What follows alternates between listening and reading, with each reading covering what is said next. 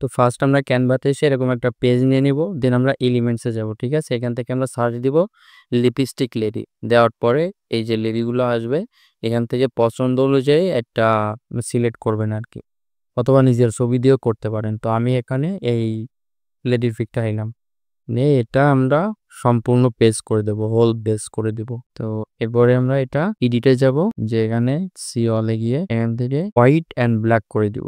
এটা ভালো লাগে এটা করে, ঠিক আছে। এন্ড দেন আমরা চলে যাব অ্যাপসে, যাওয়ার পরে এখানে সার্চ দিব frame maker and then frame মেকারে যাব। এখান থেকে যে কোনো ইয়েতে আপনি ফ্রেম তৈরি করে নিতে পারেন, যে কোনো সাইজে যে কোনো ধরনের ফ্রেম তৈরি করে নিতে পারেন। তো আমি এখানে এইটাই নিচ্ছি, নেওয়ার পরে এখানে আমরা অ্যাড টু ডিজাইনে যাব। ঠিক আছে, যাওয়ার পরে এটা একটু বড় করব।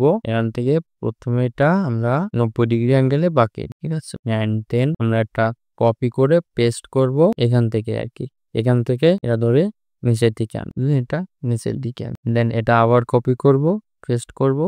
এটা আমরা -90 ডিগ্রি অ্যাঙ্গেলে এটা আমরা ঠোঁটের উপর দিয়ে দিব। এন্ড আবার এটা কপি করব এন্ড এখানে এসে এখানে পেস্ট করব। এন্ড আমরা এখান থেকে চলে যাব পজিশনে, যে এখানে লেয়ারে এসে এই ছবিটা সিলেক্ট করে এটা আবার ডুপ্লিকেট করে নিব, নিয়ে ডুপ্লিকেট ছবিটার কালার আবার ঠিক করে নিব আর ঠিক আছে। দেন আমরা এই ছবিটা এখানে এসে এখানে ডাবল ক্লিক করব, ছবিটা রোটেট করব, ঠিক আছে, -90 দিতে। আমরা এটা আবার রিসাইজ করব নিচের ছবিটার সঙ্গে যেন মেলে আর কি, এটা ঠিক আছে।